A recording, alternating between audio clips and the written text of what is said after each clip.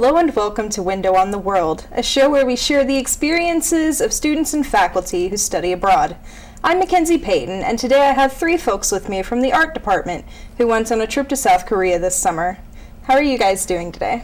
Good, yeah. Thank you. Doing good. Yeah. To start off, would you like to introduce yourselves for the audience and tell us a little bit about your major or what you do here at Missouri Southern? Go for it, Frank. Oh, me? Yeah. I'm Frank Pishkur. I'm chair of the art department and teach the ceramics classes. I'm Danielle Davis. I'm a BFA candidate for graphic design. My name is Sarah Clark. I'm a studio art major, I guess, emphasizing in ceramics as well. Yeah. So you guys had an experience where you went to South Korea this summer at the end of May, and so what made you decide to go on this trip specifically? Oh, man. I don't know. It just sounded like a really cool experience. Like, I knew Frank was really knowledgeable about Korea, and being like a ceramics major, I knew that it would be a really good opportunity to take because they have such like a history in ceramics. For me, it was the promise of interesting architecture, and their design work is definitely very interesting and pretty advanced, so I wanted to see some of that. Before coming to Missouri Southern, I taught at a university in South Korea, over at Kyunghee University in Suwon. So I had about 3 semesters experience living in South Korea, and so it was about time to be able to share that with some students here at Missouri Southern. So South Korea is like a really long flight. How was there anything that you were concerned about before you went to South Korea, or anything that might have scared you before you went?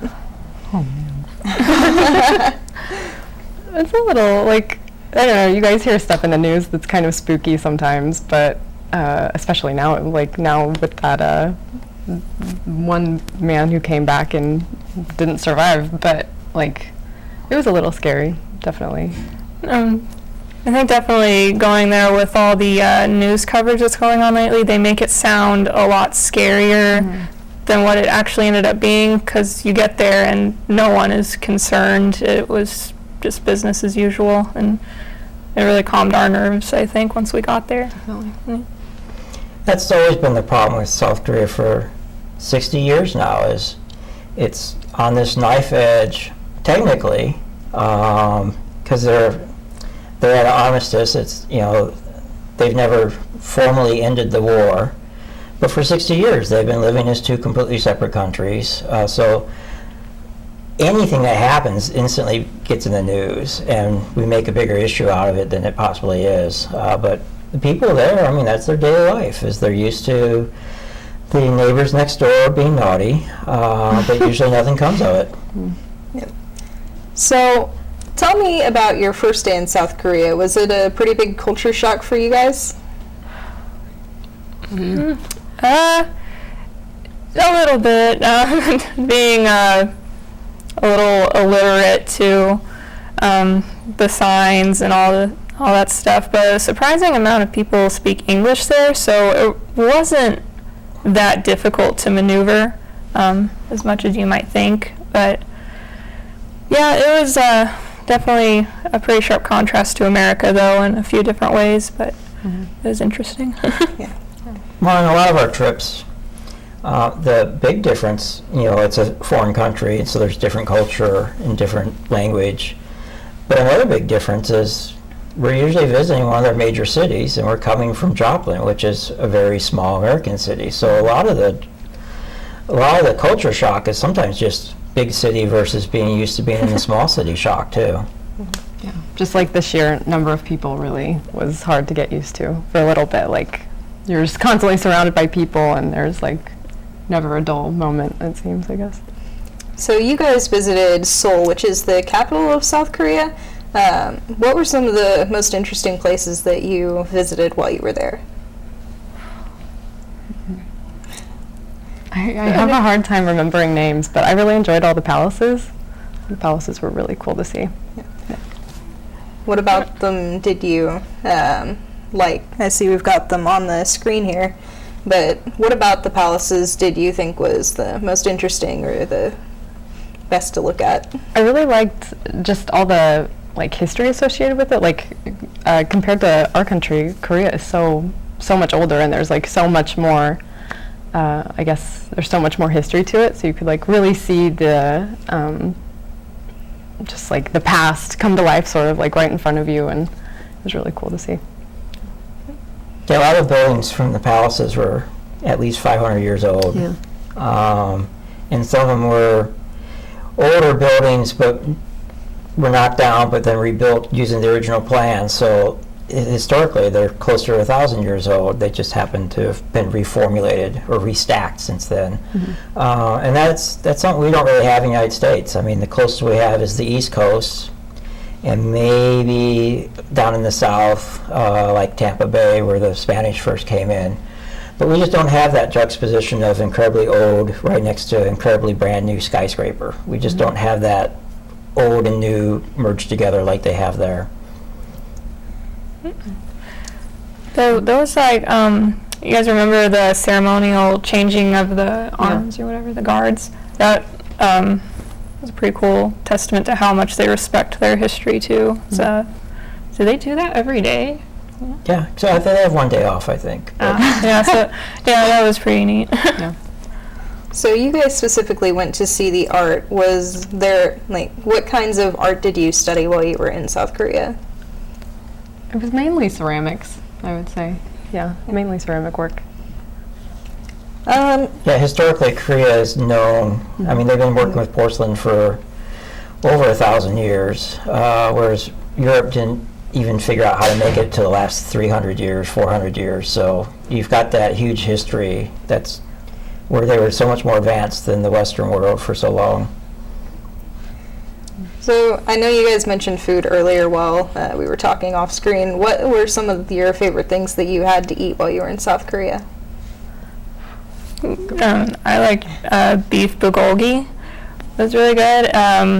It's kind of like basically a soup with just chunks of beef in it, and these weird translucent noodles. It was really good though. That ended up being my favorite dish. And then bibimbap. Yeah.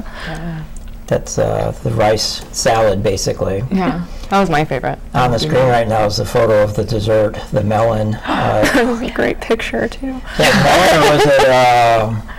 It was mango. It was mango and ice chips. It was really good though. Yeah. Was that like ice cream? Or it kind of felt like ice cream, but which is weird because it's literally mango and ice chips and maybe some juice in there. all their desserts were like kind of, they weren't as heavy. I know Danielle and I were always talking about how like I always wanted like a really heavy dessert, and it was always kind of light and like refreshing. Yeah, the only way you could really get like our like richer desserts was like if you went to a like Starbucks, yeah, Paris baguette, like some kind Paris baguette's like their, I don't know, what would you compare it to? Well, everything is good as it, right? That's true, yeah. That's like everything where you could get like a heavy dessert was like themed for another place or something. It was kind of funny. A lot of soups, and a lot of barbecue, and cooking right at the table, which is kind of a fun experience. Although a lot of times they didn't trust us, because we looked like foreigners, obviously, and so they didn't believe we knew how to cook, I believe. So they would do it for us. There was always one waitress who would come in and start flipping our meats for us. Like, thank you. And then lots of small dishes. Every meal comes with basically, I don't know, 6 to 12 little side dishes that everyone shares from. So we have a few pictures here right now. Can you tell me anything about these specifically, or? Well, those are some of the side dishes, and that one looks like it's 3 different types of kimchi, which is their their fermented cabbage. It's kind of like a very spicy version of sauerkraut. Very spicy. Yeah. Tons of spicy. Yeah, it looks like you guys had a lot of fun at the restaurants. So Yeah. were there any like major cultural differences that you noticed while you were in Korea? Cultural differences. There's some subtle ones, like just, going back to food again. Whenever we'd eat dinner, you don't get a big drink with your meal. You get like a little cup and you just like fill it with water intermittently, but that's like a small thing, I guess. But little manners are a little bit different. Like they, whenever you hand them something, they always grab it with 2 hands. It's kind of subtle stuff, but. Another thing with like the water is that you always pour a drink first for the eldest at your table. Mm-hmm. Do you always pour it for like you never pour for yourself, I guess, is the way I want to phrase it. Yeah. I don't think we followed that rule though. No, we didn't. No, follow it. that rule is largely for alcohol, so since we okay. didn't really drink a whole lot, I mean, we're practicing with the water, though. Yeah.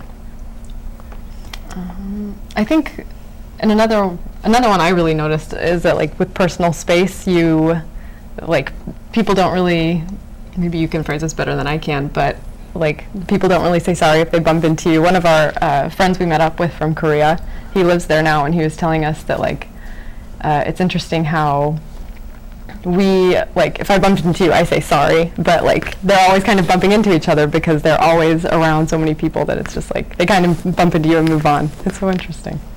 Yeah. So we have a few more pictures up that you guys have brought with us. Maybe we can look at those and you guys can tell us what's going on in some of them. Well, that was an installation at one of the art museums we saw. So that's just kind of like an entire staircase is the art project with mirrors and neon lights, and that's the group kind of seeing their reflection above them. I was at the bottom of the staircase. And that's a Todd Selby installation. That was an American artist who had a show at one of the museums in Korea, and that place was packed, so it must have been the place to be in Korea that particular week. That's one of the buildings at one of the palaces. I won't be able to pronounce it correctly, though. The Queens, or was it the Queens or the Princesses? Yeah, that might be the Queen's Lodging. And that's buying some candy in Insadong. Insadong's kind of their art market street with a lot of shops. That was good candy, man. Yeah. And I think that's in Suwon at the fortress walls. Yeah. Suwon's about 30, 40 miles south of Seoul. It's kind of like a suburb city with like 1.5 million people. So it's about the size of Indianapolis, but it's considered to be a small little suburb. That's us at the main palace, and that's pond behind us is used for ice skating in the wintertime. And that's up in Suwon again, up at the top of the mountain. And that's us at the Ceramics Festival, where we got roped into taking photos with a class trip. Weird. Wasn't there like a local politician? A local politician came up to me and we want a photo with you. So off we went.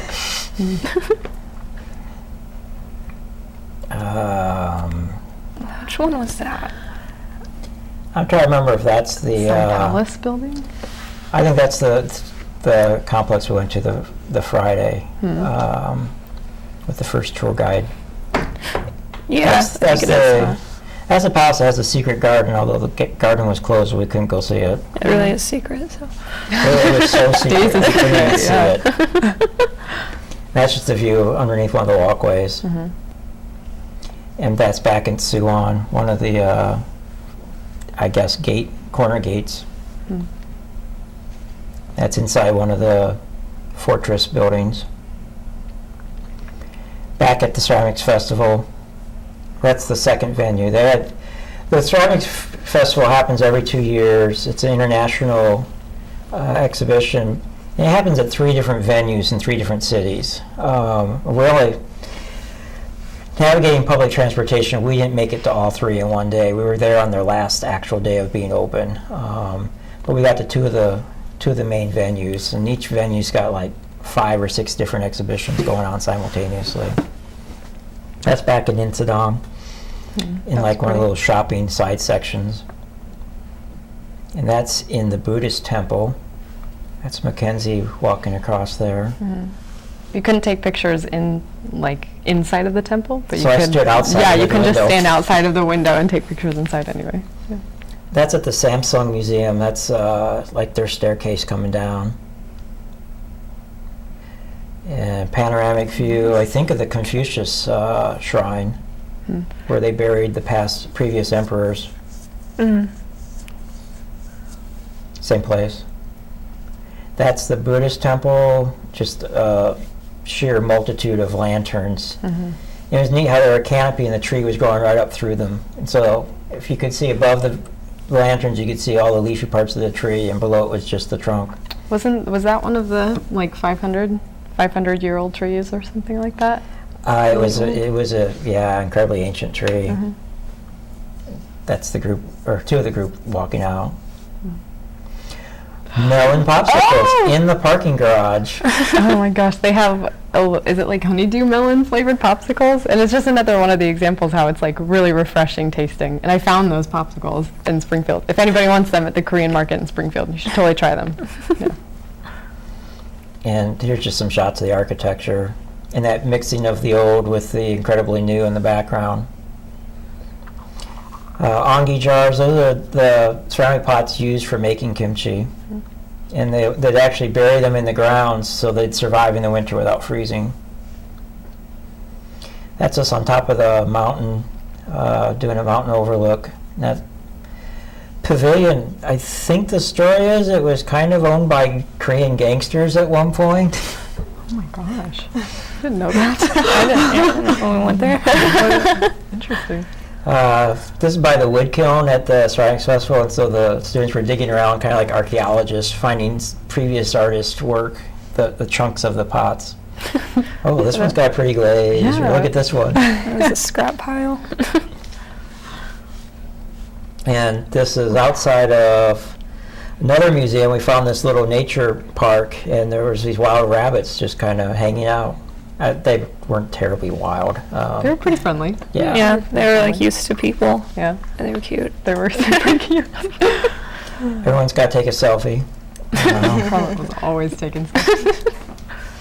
That's Seoul Tower. We did a trek after we did the mountaintop visit at the pavilion. Then we went over to the other mountain and climbed up the mountain to Seoul Tower at night, and so we could do a nighttime vantage point. But none of my photos of the overlook came out all that good because I didn't do a long exposure. So that's at the Ceramics Festival. That's the mascot behind me. Is that the pavilion? Right? Yeah, that's a shot Yeah. from the pavilion. Yeah, that was beautiful. That's another thing, where you got this incredibly dense populated area surrounded by mountains. So you look beyond the dense city, and all of a sudden it just looks very picturesque, very beautiful. And so they have this stark contrast of nature and commercial industrial enterprise. Another walkway at one of the oh, there's that's the other way to do group photos. I could get all four of them in. We're back to the beginning. So, with all this art, what do you think was one of the best things you learned, either about art or about just culture or life in general, that you learned while you were in South Korea? Oh my gosh. What do you guys think? Most of the stuff we did was like ceramics related, but I got a few samples of some like cool design work. Like at one point I think you guys were off like taking pictures of pots, and I was like taking a picture of the sign for the exhibition or something. So nothing really groundbreaking specific, but I just took a lot of very good sample pictures to gain inspiration from mostly. So you guys are going to be doing a project based on this study abroad trip that's going to be in Spiva Gallery. Can you tell me a little more about those? I think it's just work that's inspired from something about our trip. Right. So I'm working on trying to recreate a moon jar, and they are a very traditional, I don't want to say typical, but it's a pretty unique Korean vessel. And the little boogers are bedeviling me because there's a very specific way you build it, and there's some on the screen, and they are meant to not be perfect. They're a little bit lopsided, and that lopsidedness is driving me nuts because that's something that I have a tendency to try to fight against. And the scale is also, I'm not quite up to my my skills have atrophied after a semester of teaching and not doing. So I'm trying to work myself up to be able to do that scale. I'm about 2/3 of the way to where I need to be on that, but I'm still not quite happy with how the forms are coming out. And I've got a couple other ideas I'd like to pull off if I can get these conquered in time. I'm making posters inspired by the scenery, like big posters, but yeah, mostly from inspiration from like probably a couple of the pictures that were on screen actually. So, Are you working from the photos and like designing on top? Or? Not using the photos specifically. Yeah, I'm just kind of like getting examples from it. Since I'm working in ceramics, I'm going to try to do kind of like Frank, working with like sort of typical Korean shapes, like very traditional. Just trying to recreate like traditional shapes, I think, is what I'm going for. Yeah, Sarah picked a project that I haven't quite figured out how the Koreans do it. Oh no! So we've been strategizing. We understand. We know what the shape is. We just don't know what process they use when they make that shape. We narrow it down to a couple options, but we're just not sure where we're at on that. Yeah. And then there's some other forms out there that probably be exploring. On screen right now is a ceramic box with, it's actually like a perfume kit or a cosmetic like kit. Makeup. So they had little vessels inside a larger vessel. And that was kind of an interesting thing to see, because I'm used to the idea of trays and sets and drinking vessels bundled together, but this was a whole other kind of functional line that I don't typically think about. But while we were in Korea, we did spend one night where we went cosmetic shopping, because Korea is really known for their beauty products. So we had a couple of Korean students with us last semester, and so we did dinner with them one night, and then they took the girls out looking at all the cosmetic shops in the neighborhood we were at. Because I was like, I'm not really going to be useful for you guys on this one. So, do you guys have anything else you want to talk to me about that you did while you were in Korea, or that you liked about it? There's so much. There's so many cool things about it. There was like, we took in a lot because we walked so much while we were there. Most of the day was walking and just like seeing the typical like city life and stuff. It was really neat. Yeah, we put in about 8 hours at least each day between transporting ourselves to and then going through museums. So some of those museums were pretty huge, so you don't even think about how much walking you're doing while you're inside there. That's a photo from the Gangnam area where we went to one of the museums, and way back there were just some cool buildings that we were by, as well as, was it Maseratis that we walked by? Yeah, Maserati. It's like, oh, this is where all the high-end car dealerships are. Yeah. And that photo is like close to our hotel. That's the major design center that we were near. So there's some really cool design goods there. There was a Pixar exhibition there that we didn't go to because we were afraid it was all going to be in Korean. And then just some more shots from the wall in Suwon. And I think that's one of the banks in Korea. And that's near our hotel too. And it's really cool because, you know, there's so much. When I was there last, it was all neon, and now it's all been replaced with LED. So you got these massive LED screens everywhere, and the whole side of buildings will be lit up and flashing lights at night. The nightlife there is just really incredible. We were kind of lame going to bed as early as we did each night. We're tired. But, Walking so much. the Koreans wouldn't have gone to bed yet. They would, you know, there's this whole other life that happens afterward. That's a typical apartment complex. You know, 20-story high apartment buildings where you got one after the other. Yeah, what did one of the students said that how many people lived in his apartment complex? I don't remember what he said, but it was... No, it was like 7,000 or something like that. Yeah, a ton of people. So, what advice do you guys have for students who are thinking about studying abroad this next semester or beyond that? Do it. Yeah, just go for it. Like, I feel like nothing should stop you. Like, you should just do it. That's all I have to I don't think there's Yeah. ever been an easier time to travel. With cell phones now and having Google Maps access on your phone, even if you have your data roaming off, there's so many places that have Wi-Fi where you could connect, reload your maps, and then venture off. It's just so much easier, and you're still connected with everyone. While we were there, I know the students were Facebooking people back home. You can Skype, you can email. There's always that interconnectedness now that we didn't have, say, 15 years ago. It makes being in wherever you are so much less daunting because you know you have backup. Well, I want to thank you guys for coming here today and sharing your experience in South Korea. It sounds like you all had a really great time. And I want to thank you, listeners, for joining us here on KGCS. Tune in next time for another episode of Window on the World. I'm McKinzie Payton, and I hope that you have a wonderful rest of your day.